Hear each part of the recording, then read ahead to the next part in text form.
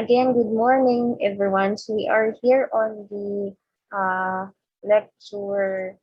I think it's lecture 4, which is the application of trigonometric function. So the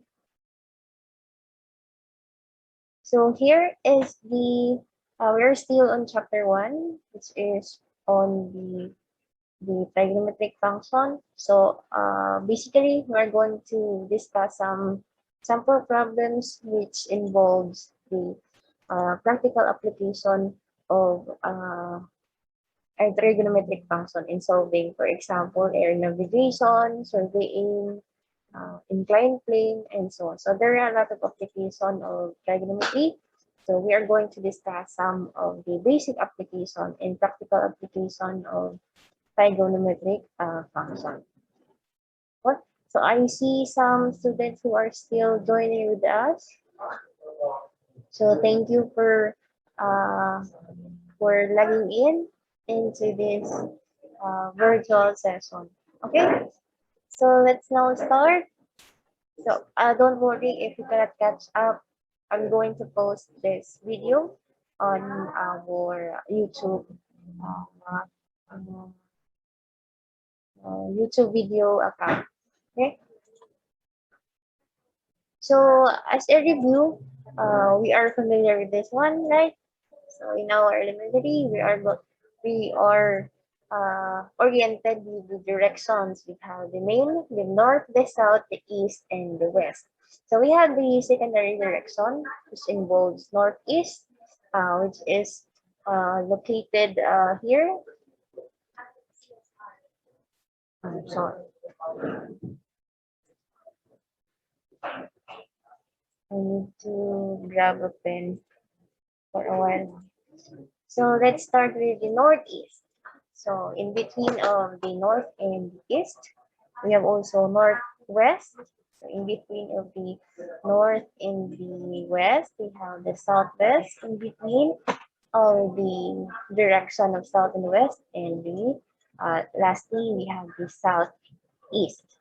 Okay, so don't forget this one. We have the north, the east, the west, and the south. So this the knowledge on this, we have direction is very important, especially for the genetic engineering profession or the genetic engineering course. So let's start with the definition first. We have the bearing. So if you are not yet familiar with the bearing, so I'm going to discuss first here. So when we say a bearing of a point, for example, we have point B. So we have the drawing illustration, for example, the bearing of point B. This one from a point A. So starting point niya is from here at the center of this. Andito si point A. In the horizontal plane. So in the horizontal plane, imbis na north and south, we use imbis na eastings or east and west, or X and Y, we use north, south, east, and west. And it's usually defined as the angle always acute made by the ray drawn from A through B with the north-south aligned through A. So in definition of a bearing, it is an acute angle as long as parang diri malilimtan, ang bearing is very acute. So it is in an acute angle measured from the reference line, which is the north and south line. So in definition, as you can see in the illustration, in the first illustration, we have the bearing of the line is northeast 35 degrees. We have the northeast 35 degrees. Makikita mo una basahin is the direction in the north-south direction, which is the north, and the second is the left or right, either sa west ba siya or sa east.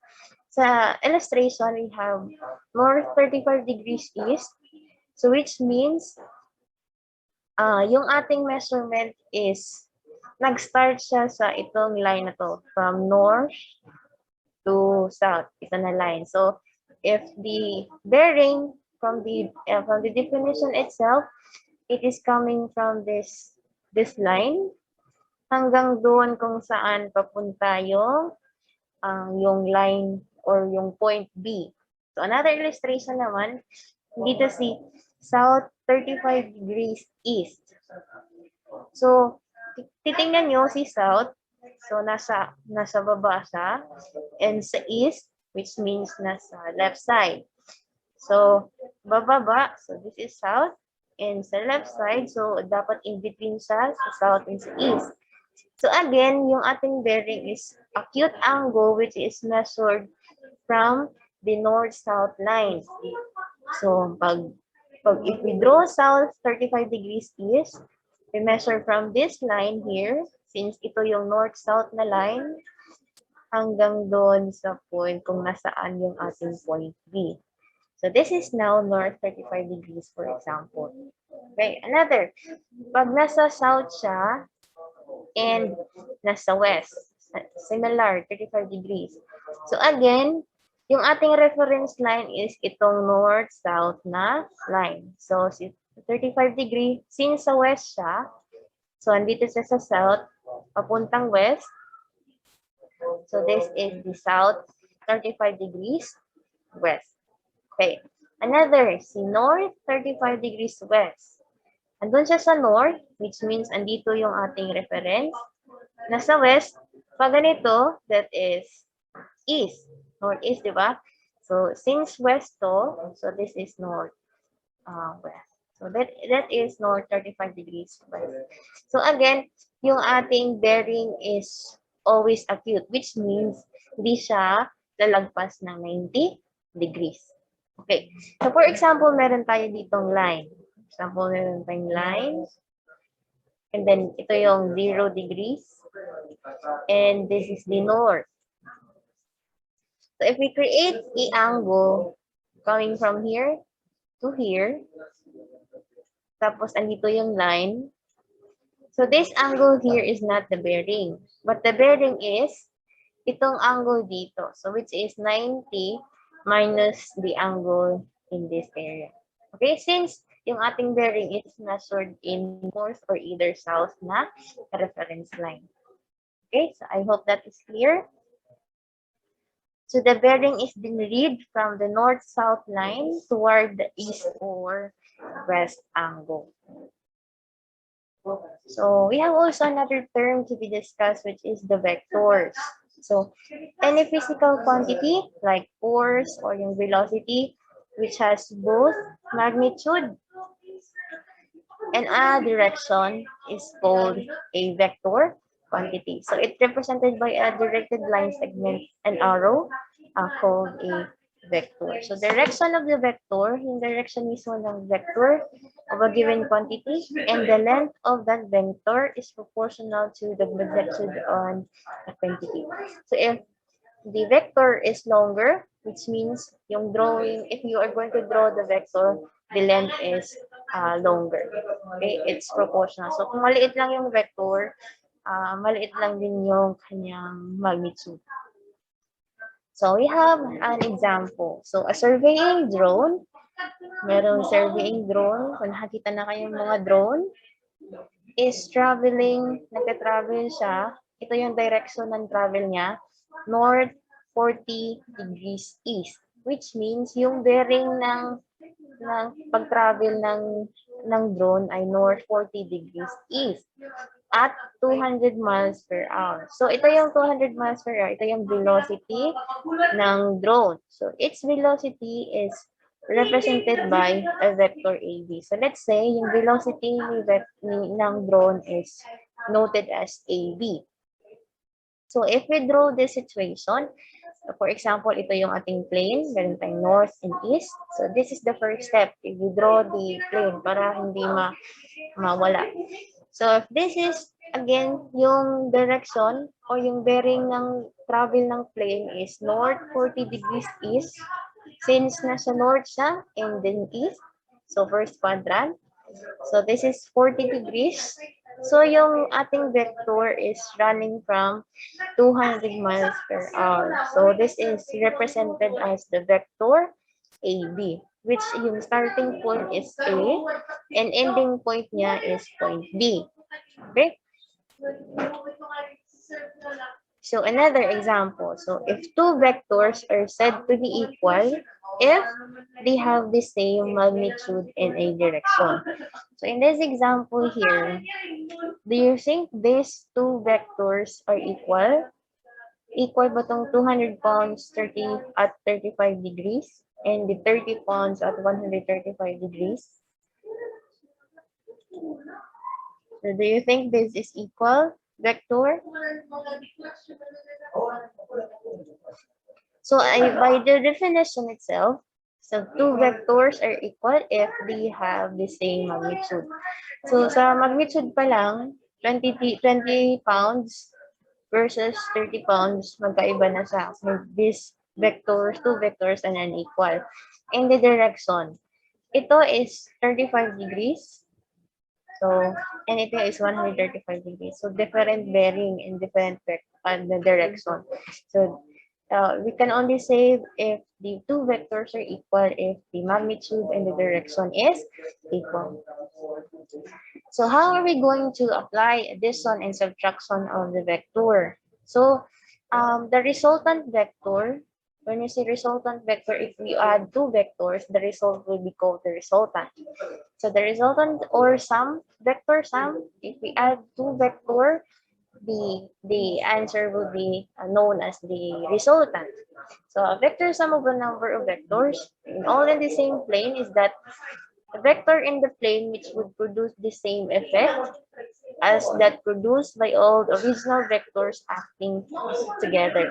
So for example, if the vector x is 10, ito yung kanyang vector value, and si vector y is 20. So if we take the sum, since ito yung direction niya is the same, we can directly add and we can directly get the resultant. So yung resultant niya is directly 20 plus 10, that is 30. So that yun yung magiging resultant vector. In the second illustration, makikita nyo, si vector x is 10 and si vector y is 20. The same lang ba sa kanina? So if you look at the illustration, since yung direction ni 20, yung direction ni 20 is opposite kay x, si x is pa west. So yung y is pa, si x, I mean, is pa east, and direction ni y is pa west. So opposite direction niya. So para siyang positive yung x and yung y is negative. So 10 plus negative 20. So the resultant is negative 20. So, paano siya ng negative 20? Since larger yung negative na value, since negative 20 to, so since this is negative 20, since pa-west yung direction, so this is negative 20 plus 10, so the answer is negative 10. Okay? So you can just add you can either add or subtract vectors. So if opposite direction, you need to subtract the two vectors. Okay. So if two vectors have opposite direction, for example, in this example, the resultant vector is r whose magnitude is the difference. So greater magnitude minus the smaller magnitude. So 20 minus 30, and then the sign, kung sino yung mas malaki, yun yung gagamitin na sign ng vector. Okay? Parang integer lang. So another method, if we are going to compute the addition or subtraction of a vector, we have two methods, the parallelogram and the triangle method. For the parallelogram, so place the tail at the ends of both vector at any point O in their plane and complete the parallelogram having these vectors as adjacent sides. So the directed diagonal is showing from the point O is the resultant vector, sum of two given vectors. So we're going to discuss this one by showing in an illustration para mas madali. So if, for example, this is vector 1 and you have another vector which is vector 2. So, pag ganito yung direction ni vector 1 and ganito yung direction ni vector 2, how are we going to compute the sum of these two vectors? So, kanina, mas madali lang yung since all of the vector is one direction. What if yung vector 1 is meron na siyang another direction? So, hindi na siya naka-straight line or either hindi siya parallel. So we can use the parallelogram method by adding these two vectors. For example, i-arrange muna natin yung dalawang vector. So let's say si vector 1, so you just copy vector 1, and then by the definition, place the tail ends of both vector, which means you just connect the two tail of the two vectors. So this is the head. Ito yung ating magiging tail. So, yung tail ni vector 1, we need to, i-connect natin yung tail ni vector 2. Okay, so we connect the tail between two. So, ito yung ating illustration. Now, how are we going to create a parallelogram? So, when we create a parallelogram, gagawa natin ng parallel lines si vector 1, and then gagawa natin parallel lines si vector 2. And then we connect this parallel line. So, start muna tayo kay vector 2. So, we create a parallel line sa vector 2. So, kung ano yung direction of vector 2 and ano yung length of vector 2 is we create. So, this one, for example, this is the parallel of vector 2. And another, we create a parallel of vector 1. So, sa vector 1, ito yung ating parallel of the vector 1. So, copy-paste lang natin to sa vector 1, tapos lagay natin dito. So, in that case, we can create a parallelogram vector. If we are going to determine the resultant of these two vectors, we just create a line connecting them. So, this now is the resultant of the vector. So, we can employ distance formula to determine the value of the R. Diba? So, since andito siya, so we can create a triangle. Now, we can compute the hypotenuse which is the R. So, pwede natin i-employ yung ating knowledge sa distance formula and trigonometric function to determine the value of the R. Next, we have the triangle method. So, babalik tayo sa triangle method. So, triangle method naman, choose one of the vector. So, pipili tayo ng isang vector sa dalawang vector and label its tail and O. So, mag-label tayo ng isang tail as O. Place the tail end of the other vector at the arrowhead. So, kanina, tail to tail. Now naman is from head to tail.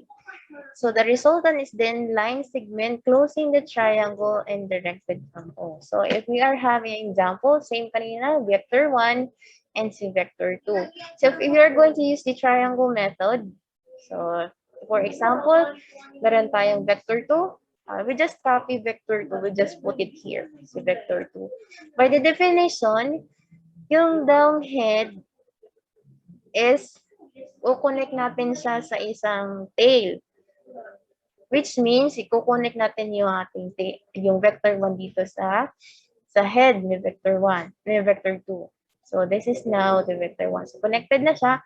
So, the resultant will be, i-connect lang natin yung dito, yung tail niya sa head dito. So, the resultant now is this one. So, we can compute the resultant by just applying trigonometric function. We can compute the value of the R. Okay?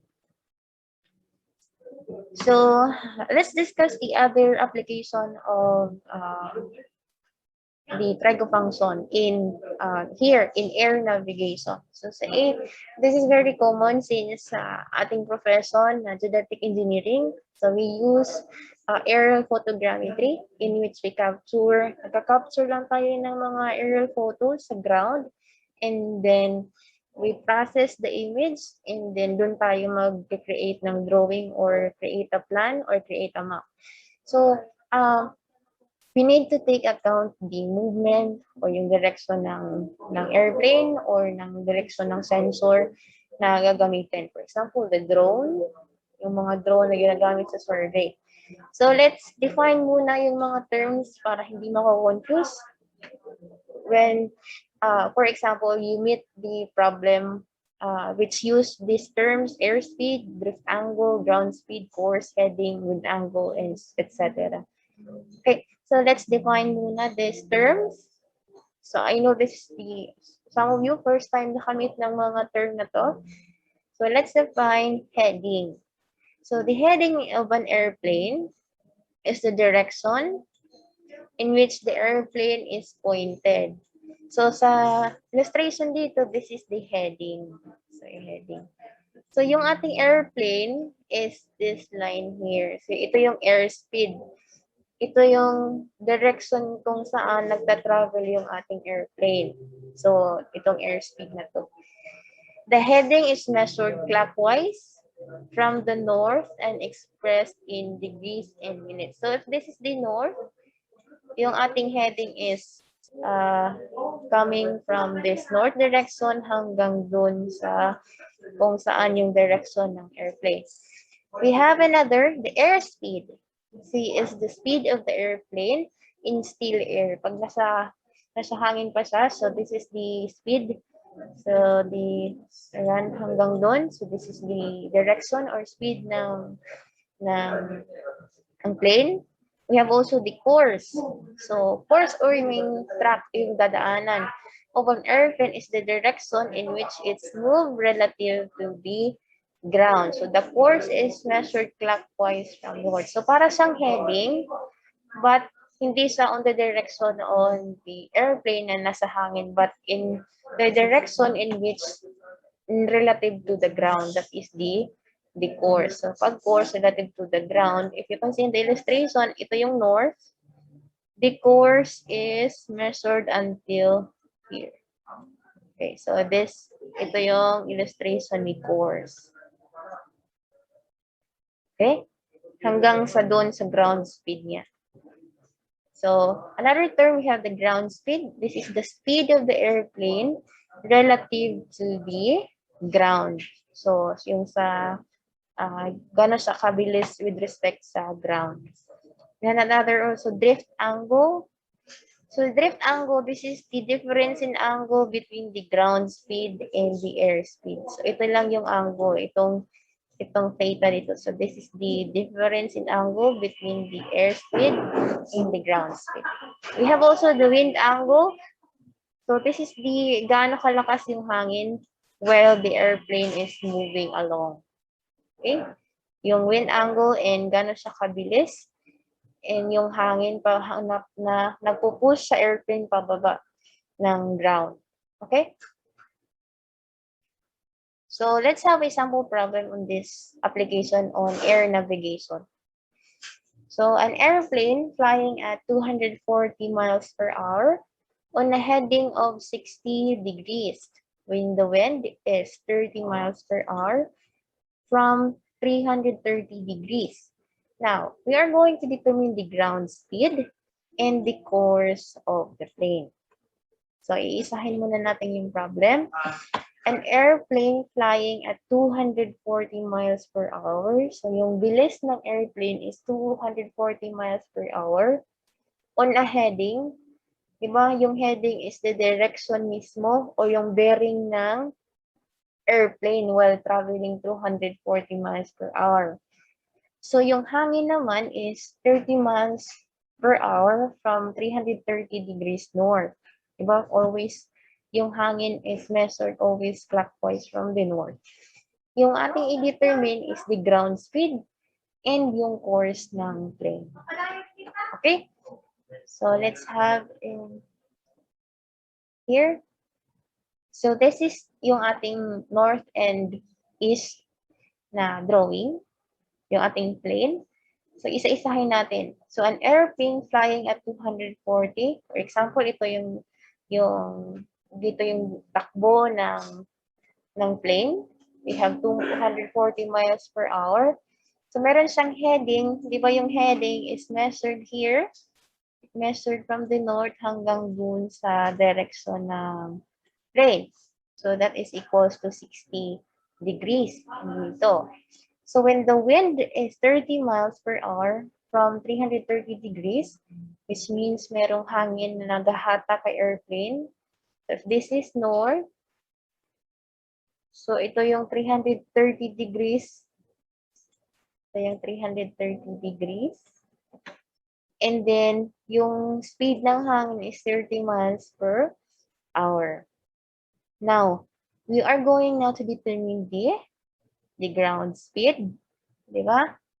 And then, also the course. By the definition, yung course is measured from the north hanggang dun sa ground speed. So, ilang angle to. So, we are going to compute the course and the ground speed.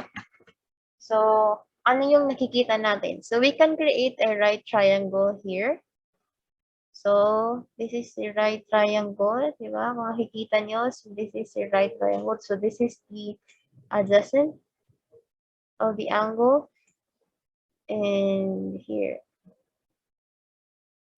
So, as you can see on this drawing, this is the right triangle of this, in which yung ating hypotenuse is yung ground speed. So, sa yung ground speed, yung hypotenuse, meron tayong 240 miles per hour dito, and meron tayong 30 miles per hour dito. So, by tangent, we can compute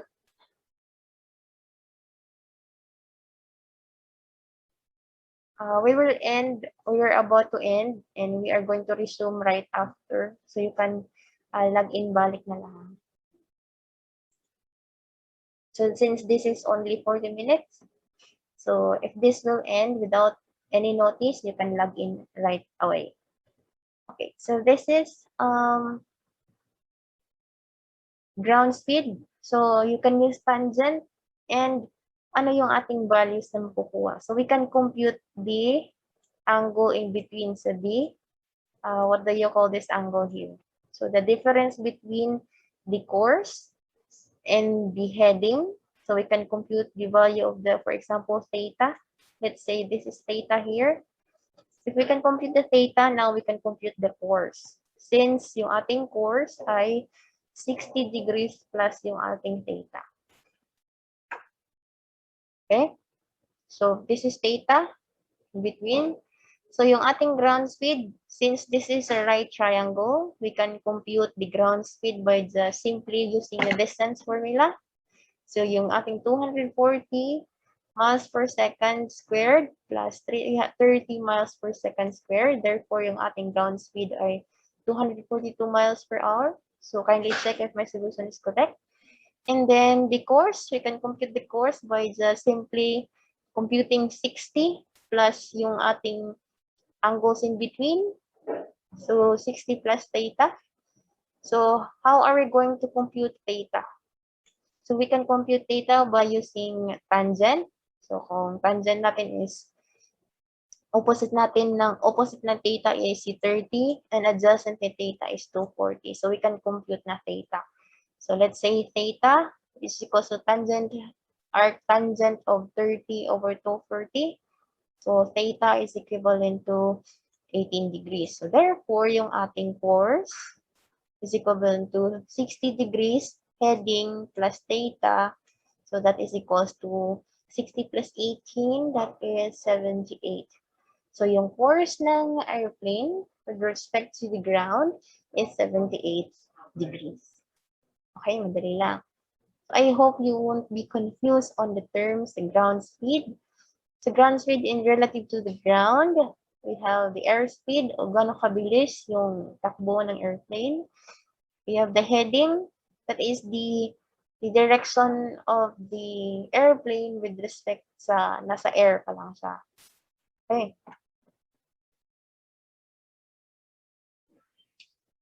So another example is for the inclined plane. So maraming example, you can meet this example a lot in your physics subject.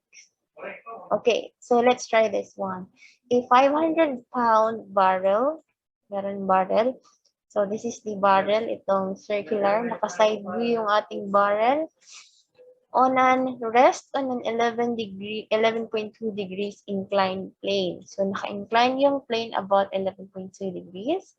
So, yung question is, what is the minimum force, ignoring the friction, which means walang ibang nagsastop sa kanya, needed to keep the barrel from rolling down the incline, and what is the force of the barrel exert against the surface in the inclined plane. So the force downward is here. So ano yung force and the force acted by the barrel is denoted as FA, and this is FE. So by trigo function, how are we going to use to compute FD and FA? So since meron tayo dito weight na 500, which is yung ating vertical, so we can create a right triangle here. So this is the vertical. We can create a right triangle, diba? So we can compute FA by using this value, and we can also solve FD. So we can solve FD since meron tayong 500 dito, and we can compute this one, diba? So we can solve FD. Since yung ating angle dito is 11.2 degrees. So we can compute FD. Diba? Since FD dito is the hypotenuse, and then sa triangle na to, yung FA yung ating hypotenuse. So using the sine and the cosine function, we can compute FD by sine of the angle. Since this is 11.2 degrees to times 500. So yung FD natin, we can compute FD by just computing 500 times sine of the angle. So that is around 97.1. And FA, so we can compute FA also by cosine. So we can compute FA 500 times cosine of your 11.2 degrees. So yung FA is around 490 pounds. So we can just create a right triangle and we can compute the value of the FA and the FD, or yung force rolling down and the force acted doon sa barrel. So let's just say the minimum forces needed to keep the barrel from rolling down in the incline is 97.1, and the force acted against the inclined plane is 490 pounds. So that is pounds. So just create a right triangle and we can determine the value. So kanina yung ating vector and resultant, this is now. So we can compute the resultant FA and resultant FD by just applying the trigo function, or we can use the distance formula depending on the given values. Okay. So we can also use the trigo function on this problem on water navigation, on the sea navigation. So this is very important for the geodetic engineering, especially if you are working on the hydrographic surveying. So yun yung mga GE na nagwo-work on mga vessel na nag-determine ng depth ng sound or nag-depth ng water. So we have example problem. So a motorboat moves in a direction of north 40 degrees east for 3 hours at 20 miles per hour. How far north and how far east does it travel? So, ganon siya. Yung motorboat natin is may bearing na north 40 degrees east. So, yung direction na, mini-maintain niya 40 degrees east for 3 hours. So, from the starting point, gano'n siya kalayo from north from the starting point, and gano'n siya kalayo from east of that starting point. Okay, so if we're going to illustrate this problem, meron daw, for example, this is in northeast. So, meron tayong 40 degrees na direction. So, if this is the 40 degrees, yun yung consistent na direction ng travel ni boat. Tapos, this is, after 3 hours, ito hanggang dito na abot yung boat. So, yung takbo niya is 20 miles per hour. So, yung tanong is, how far north and how far east does it travel? So, if this is the north, how far north daw? So, magkano to? Ilan to? So, this is x. And uh, how far east? This one from the east hanggang dito. So, starting to east. And starting niya hanggang dun pataas is how far north. So if we're going to use the distance formula, we can directly compute the value of the distance x and the distance y. Okay? So let's just say yung starting point niya is A and yung end point niya is si B. And yung projection natin sa north is si point C. And, okay? So less than a minute na tayo, this link will be closed and you can log in again to the link.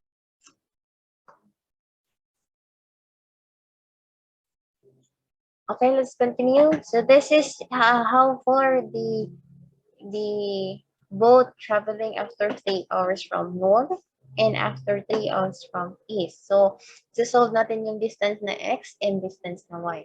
So, basically, meron tayong resultant na 20 miles per hour. Ito yung velocity ng boat. So, if we are going to determine the length of the x and the y, we can just simply employ the trigonometric function. So, if determine the distance traveled r, so yung velocity distance is equals to velocity times time, di ba? And then yung ating distance is, which means yung ating velocity na 20 miles per hour times yung 3r. So, we can cancel, pwede natin i-cancel yung ating r. So we can cancel out r. The remaining is 2 miles. So the distance traveled by the boat after 3 hours is equivalent to 60 miles. So from A to B, so yung line A to B, so the length of the boat traveled is 60 miles. So is this the final answer? No. So we are asking about how far north and how far east does the boat travel. So we need to find the x and the y, or yung distance CB and yung distance na AC. So first we are going to compute how far north, which means yung how far north is ganon siya kalayo from starting north from point A hanggang dun pataas. So point C. So we are going to solve the length of AC. So AC is equals to, pwede natong gamiton ang cosine. The cosine of the hypotenuse, which is the x, and yung ating hypotenuse is yung distance travel, which is 60. So we can determine AB, cosine A. So 60 cosine 40 degrees, that is 60 times this one. So, yung ating AC is around 45.96 miles. So, how about how far east? So how far east is, we are pertaining to line C to B.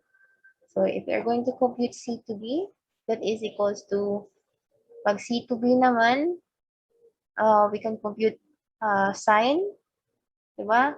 Sine of the 40 degrees is equal to, opposite niya ay si x and si which is 60 yung hypotenuse, and sine niya is yung ating angle na 40. So 60 times sine 40, this is equivalent to line CB. So CB now is 38.57 miles. So therefore, the boat travels far from north 45.96 miles and 38.57 from travel from the east. Starting point at point A. Okay? So we have another illustration or another problem. So three ships are situated as follows. Meron dong A is 255 miles due north of C, and another boat is B, which is 375 miles due east of C. So what is the bearing of B from A and bearing ng A from B? So don't be confused about the problem. Usa-usaha ang situation. A is 225 miles due north of C. So let's start with this one. So si A daw is nasa taas ng point C. So if for example, andito si point C, yung due north niya, which means yung pinaka-north, yung diretsong north niya, andun yung boat na nagngangalan na A. So that is boat A. Example, andito si A. And then, yung length niya is 225 miles. Okay. Next one. B is 375 miles due east of C. So, if andito si C, yung pinaka-east niya is si boat B. So, andito si B, yung pinaka-east niya. So, for example, andyan si B. So, yung distance C to B is 375 miles. So, yung question is, ano yung bearing from B to A and ano yung bearing from A to B? So, baliktad lang. So, what is she asking or they asking is, if this is the B, itong line na to, since ito yung kailangan A to B, so this is the bearing of line A to B, ba? And this is the bearing of line B to C. So take note, this is the bearing of line AB. Since, di ba, kung in bearing, yung north-south line yung ating reference. So this is the north-south line. Magdodraw tayo ng line. So this is AB. And if this is the north-south line ng B, yung bearing niya ay hanggang dito, which is equivalent to this one. So this is the bearing of line BA. Okay. So how are we going to determine the value of that angle? Okay. So let's focus on this one. Since ito ay isang triangle, di ba? Triangle A, B, C. Since meron na tayong 225 and meron tayong 375 na distance, we can directly determine the bearing of AB. Diba? Pwede natin determine yung bearing mismo ni AB by just using, if this is theta, for example, ito yung theta, we can compute directly theta by using the tangent. Tangent, opposite 375, opposite or adjacent, which is equals to 225 degrees. So we can directly determine the theta. So bearing AB is equals to tangent of 375 degrees over 225 degrees. So arctan, so yung ating theta is equivalent to 59 degrees. So ito na yung bearing ni A to B.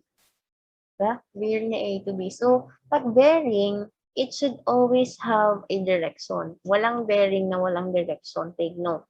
If we are speaking about bearing, there is always a direction. Pag yung sagot is theta 59 degrees lang, that is the bearing. No, di yan bearing, it's the angle amount. So it should be written as south 59 degrees east. So paano natin nasabing south 59 degrees yan? So, since this is north, and papunta siya doon, so south siya, and nasa east, so the direction na is southeast. Okay, so if we are going to determine naman the bearing of the line BA, so next natin hahanapin is yung bearing ng line BA. So if you can see in the illustration, yung line AB and line BA is nabaliktad lang siya. So if we draw parallel lines on this illustration, so if magdodraw tayo ng another line dito, and another line dito, diba? Draw the line. So if this is 375, ito rin ay 375 miles. Yan. So if this is 225, which means ito ay 225 miles din. 225 miles. Now, can we determine bearing BA here by just using 375 and 225? So the answer is correct by just simply using, again, tangent. So tangent, yung opposite na is 375, and then the adjacent is 225. Same lang din.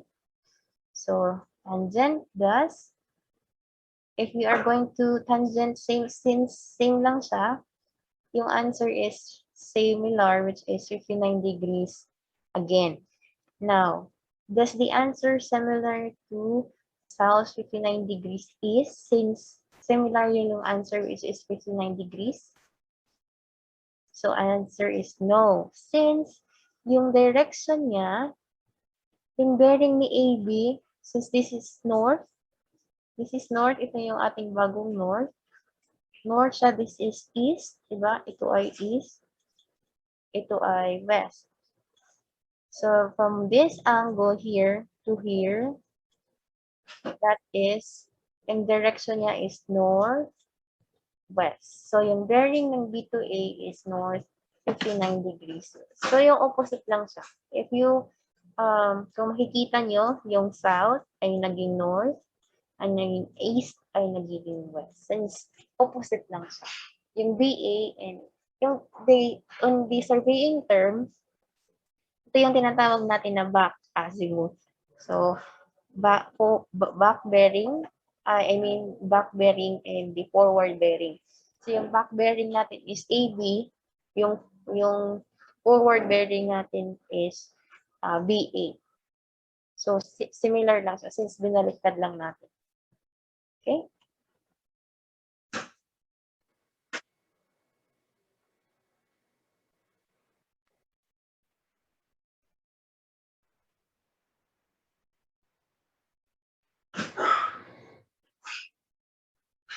Okay, I think that is for this afternoon sample problem. So the next presentation, I am going to discuss the trigonometric identity. So if you have problems concerned on the exercises that I gave you, you can just comment on the comment box on our Google Classroom so that we can discuss the answer.